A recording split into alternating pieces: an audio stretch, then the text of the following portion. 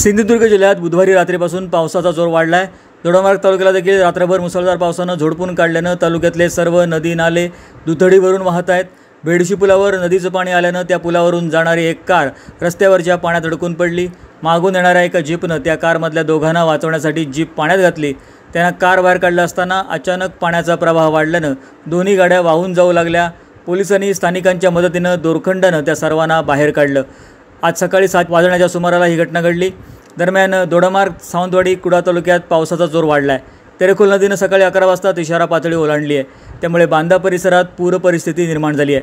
तेरेखोल नदीने धोक्याची पातळी ओलांडली असतानाच बांदा आळवडा भागात आलेल्या पुराच्या पाण्यात एका अतिउत्साही चालकाने आपली अल्टो कार पाण्यातून नेण्याचा प्रयत्न केला आणि ती कार पाण्यात फसली।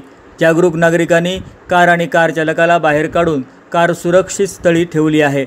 कुडाळच्या भंगसळ नदीला देखील पाणी आलं असून महालक्ष्मी हॉलकडून एसटी डेपोकडे जाणारी वाहतूक पाणी आल्याने बंद ठेवण्यात आली होती।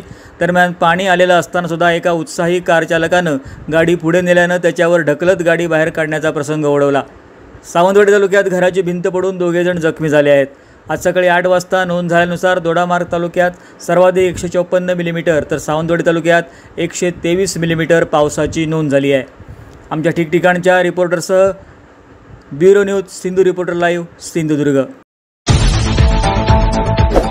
नवनवीन व्हिडिओ न्यूज पाहण्यासाठी सिंधू रिपोर्ट लाईव्ह चॅनलला सबस्क्राइब करा, बेल आयकॉन बटन दाबा आणि अपडेट रहा।